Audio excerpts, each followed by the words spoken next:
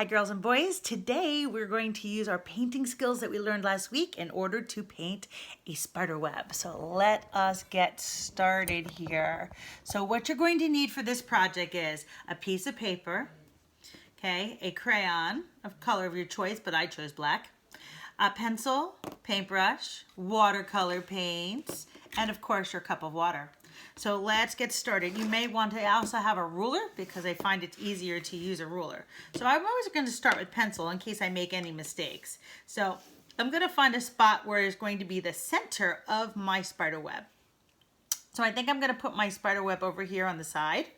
And then from that point, I am then going to use my ruler and I'm going to draw some lines going outward. They don't have to be necessarily even if you don't want them to be, but you definitely want them to radiate from the center. So I am just moving my ruler and kind of going all the way around. Oh, there goes my water bottle, my water jug. That's okay, we'll just switch this a different direction. Okay, here we are, and I need a few more, so I have to start going the other direction. So I'm going to do one that way. I'm going to do one this way. I'm going to do one, oops, this way. It's okay. We love mistakes in art. Mistakes help us to learn even better. One this way. One this way. And one this way. I think that might be enough, and take a look. And then your next step is going to be to draw curved lines, and these curved lines are going to jump in between each line, kind of like a frog hop. So they're going to jump, jump, jump, jump, jump, jump, jump, jump, jump. At first, those jumps in the middle of the line are going to be very small. After I do that line, we're going to do another one. Jump, jump, jump. And if you find that this space is too wide, I can always put one in between. So I jump from one line to the other. It's important to have good aim, so make sure you jump far enough, jump wide enough so that you reach that next line. I'm going to do the same thing with the next one. Jump, jump, jump, jump, jump. And I'm going to keep building this up.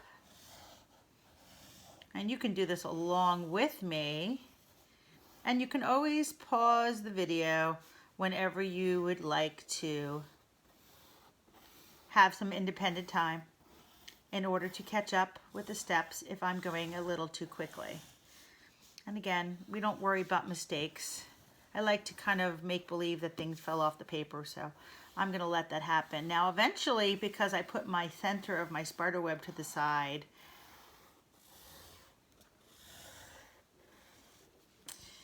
this other space over here doesn't need any more of the spider web.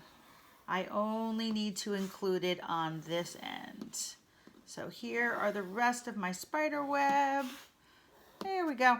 And my spider web is now complete. So if you'd like to pick a spot for your spider to sit, you can simply just draw in your own spider wherever you think he might like to be. You can use Google if you'd like to kind of draw a more accurate spider, but I am going to draw this little spider here. He's going to have these little pinky things on the front, and then he's going to have kind of bent legs here. There we go. And I believe spiders have 8 legs. And from the look of the spiders that I have run away my house from, they seem to have 2 legs that kind of point forward and 2 legs that point backwards. But again, you can draw the spiders as accurately as you would like. I'm not worried about the details of my spider because I'm actually going to use my black crayon in order to color my entire spider in. So I'm not worried about the lines inside there. And this time I'm using a crayon for this because I want the crayon to act like a little wall, like a little resist wall. So I'm using my crayon, and there's my front spot and my little pinchers and my little center spot. You can use a different color if you want to outline your spider. If you want to outline your spider in white and then color him in black, you can do that, or brown, green, whatever color spider you'd like. But the ones that I tend to jump on the chair and scream at, those are usually big and black spiders, kind of scary looking. Probably harmless, but definitely scary looking. So I am going to then finish my spider here. I am just giving him some legs. And he has a couple other legs here too. So I'm going to give him these legs. There we are. Make sure you color nice and dark. If your crayon breaks, it's okay. Now you have two to use. So far my crayon is holding itself. Now that I have all of the pencil lines in here, I am now going to go back in and put my spider web pieces back in. So I'm now just going to outline all this space. Again, if you don't want to use black, you want to use a different color. Some kids like to do this in white. Really use a lot of white crayon if you're going to use white. You might want to do this in blue and yellow. Your spider web itself is actually going to be a rainbow color. So I'm not worried about using too many colors, so keep it kind of plain and just use the colors that are simple for your spider web, because all the fancy stuff is going to be in paint. So I'm going to imagine that I finish this entire spider web. This is why I don't mind using the black, because I can draw right through my spider. So there's my center of my spider web here and all of its prongs. And you guys are, of course, going to have to finish this entire step, and it might take you a couple extra minutes. Oop, and there goes my crayon. Remember, I told you sometimes crayons break. It's just what happens, and now I have two.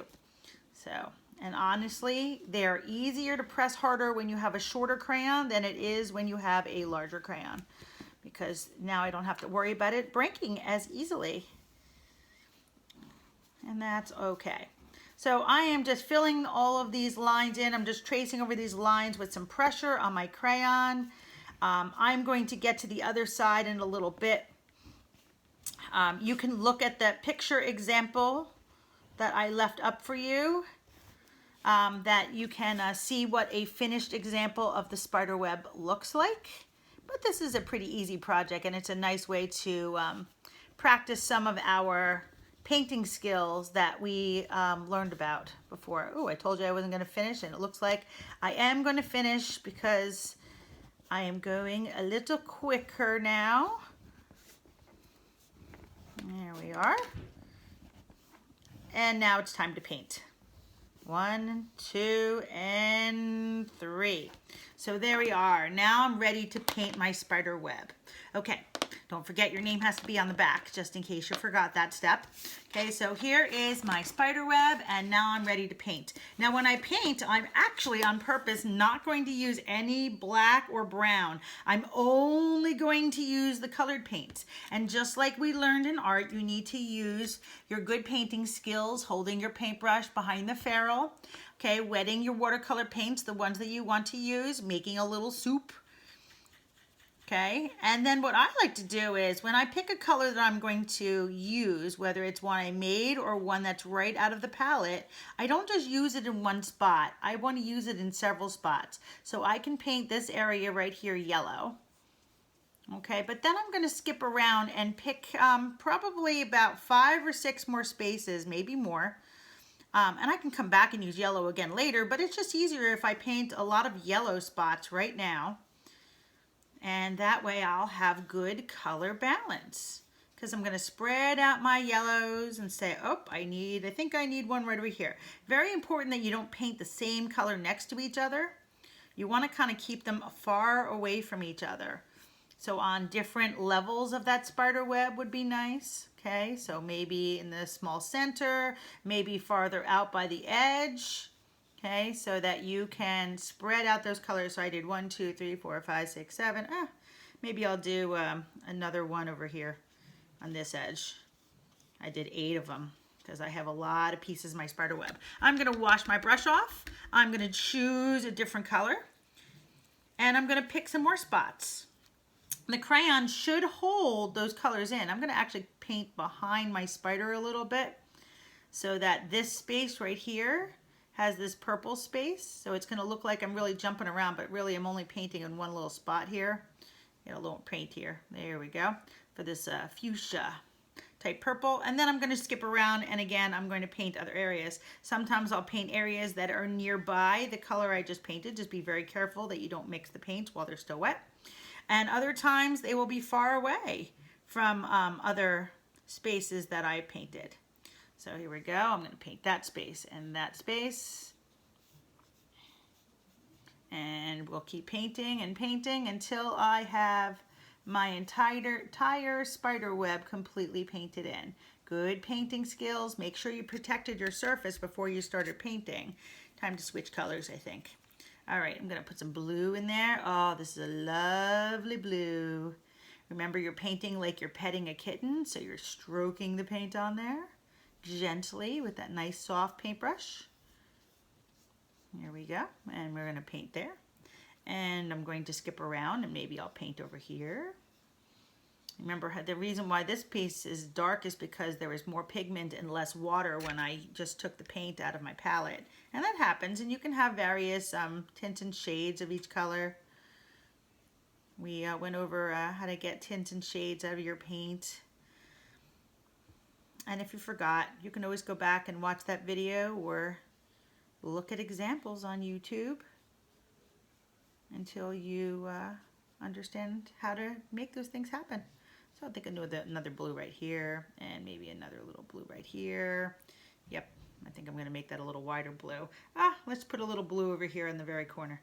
So again, I'm spreading out my colors so that I have skipped all around, so my colors are really quite spread out. And again, if you only have a limited palette, mix some colors. Make a new color. Make that lime green out of the yellow and the green in your mixing tray, and then use it in several spots. Okay, I actually happen to have a type of lime green. I don't think this one is as pretty as the one I had before. I just found a spot that I missed. Here we go. We'll just outline that spot. There we go. I'm fixed. All right, because I was going to put some green there. And so here is some little bit of green. And maybe I'll put some little bit of green right here. And you can start to see that this is all building up and it's becoming this beautiful kind of rainbow effect. Not in rainbow order, but definitely more interesting to look at. I like to paint the edges first, and then I paint the middle. Add a little more water whenever you run out of paint and you need to make some more. So here we go. We'll put a little more up there. Maybe we'll do one over here and on the edge, some of these bigger areas. I have to stop and look. Sometimes it's good to turn your painting upside down to see if there's other spots that you might want to add that color to. All right, time to wash my brush. All right, I think I need an orange in here somewhere, so I think I'm gonna go straight for this orange, just a regular old orange. I can make this a yellow orange if I mix my paint, but I'm gonna just kind of use it as it is. And I'm gonna put this orange right here. So just kind of jump around, kind of like the spider would kind of jump around from spot to spot. But this is going to be the most beautiful spider web in the world, and it certainly will make your spider web a lot less scary than regular spiders on spider webs. Here we are. And if you're studying spiders, and this is going to be very interesting for you to learn how to draw your spiders.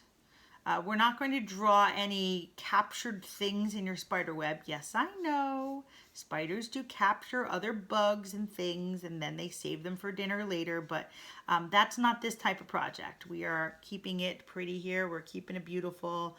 You can turn it into a horror story on another day. But for this, we're just keeping it simple, and we're just using our painting skills in order to fill in all of these different spaces.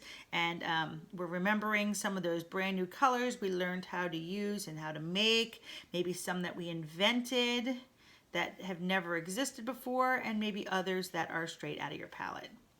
See, that's what happens when you get too close to the blue. Your blue and your orange mix together and you end up getting a brown, but I will kind of fix that up a little later. I could just take a little water to that, and I'll let it dry a little bit, and then I'll come back and paint a little orange on top of it. It'll help brighten it up a little bit. But you do have to be careful about painting too close to certain colors. So I'm going to put a little red in here. Well, red's going to come out a little bit pink at times because the more water that you add to the red, the pinker it gets, which if you're looking for pink, then that's a good thing.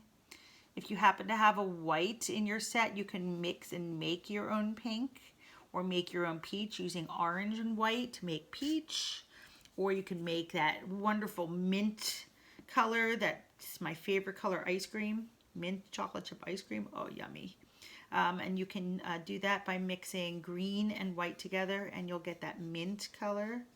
Orange and white will make peach. Yellow and white will just make a light yellow, like a very pastel yellow. Of course, you want sky blue. You can make that as well. So I think I need some more red in certain spots. So I'm going to be really careful so I don't let the red get into some of these other areas, especially next to the green, because red and green together make a brown color. So I want to kind of keep those as separate as possible. Maybe make a little red there. So you can see already my, my background is starting to become a lot more like a rainbow. It's definitely prettier, almost like a piece of stained glass shining through a spider web. Oh, I think I need some regular purple. Do some regular purple here. We'll find some neat spots to add this purple to. And as you get down to the last couple of spaces, you may need to repeat some of your original colors, or you might just need to make new colors and fill them in. Remember, just try to make sure that you can put it in, I would say at the minimum 3 boxes if you're down to those last couple of spaces. That way you have some repetition, and those 3 boxes should never ever be next to each other. You should be able to skip around and put them in other areas. And this is where you have to be careful next to yellows with purple, because yellow and purple make another type of brown. They're opposites on the color wheel. You can see I'm petting the kitten in the middle. And I'm gonna, I think I'll paint this little area purple. Okay, and maybe I'll do another one over here, purple. So you can really see now it's really getting to be interesting. Okay, I'm gonna keep painting, adding new colors. Now this is a light orange. I don't want to put my light orange next to my dark orange, so I'm gonna find other spots because you can see how similar they look already. So I'm gonna find other spots that maybe are nearby, but not next to colors that are similar to it, so that I really get really good contrast. So I'm not gonna do it there because that's next to the orange, but I can definitely come up here and I can put an orange in this area because there's no oranges around it. I can definitely come over here and I can paint this little section orange, even though it's next to the blue, and you still get that kind of brownish color if the blue and the orange crossed, even though it's a light orange. I'm not going to put it here because these are too close to these oranges, so I'm now going to look over in this area, and maybe this little space right here becomes orange, and maybe this little space right here becomes this lighter orange, and maybe I will put this lighter orange over here on the edge. Okay, so contrast, good contrast. I could have, no, that's too close to that orange. It's a lot of thinking when you become an artist. I'm gonna pull up this tealish blue. Now, since this is in the blue family, I kind of want to make sure that it doesn't get too close to regular blues, even though this is gonna look a little different. Okay, so I'm gonna put this blue right here. Oop, careful with that orange. That orange was a little too wet. It spread a little bit, but that's okay. Mistakes are good. Maybe I'll do that on purpose in other areas. Okay, I'm going to skip a space. Let's see, I'm going to put it over here. Okay, right off the edge of my paper. Right onto my mat, which is protecting my surface. So I don't mind if I get my mat a little dirty, because that mat is meant to get dirty, and then I can just wipe it clean with a baby wipe or with some sort of wet paper towel to make it all nice and nice again.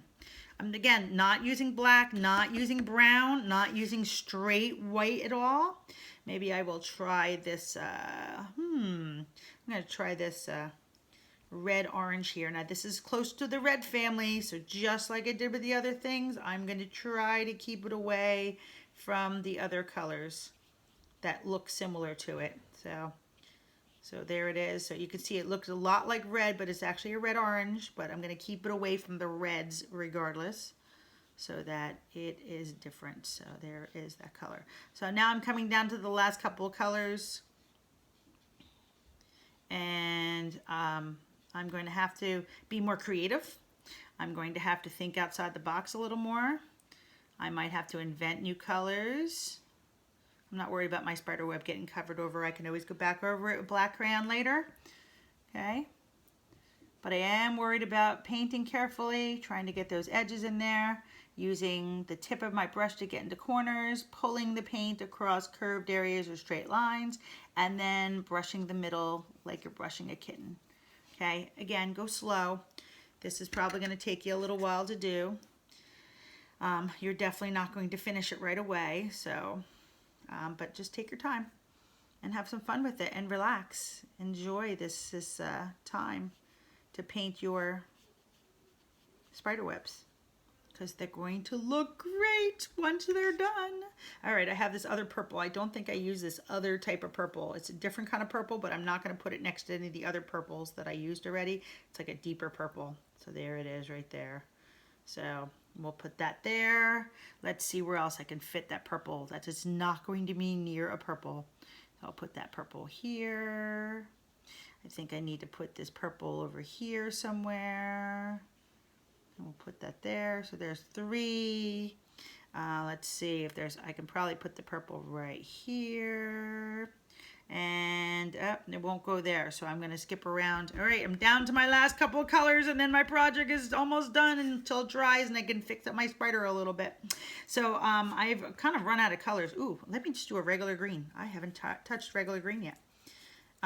Or regular blue, actually, for that matter. So that's 2 colors I can use. So I'm going to put this regular green right here. That's 1 spot. Remember, you want to try to get in at least 3 spots. Here's 2 spots.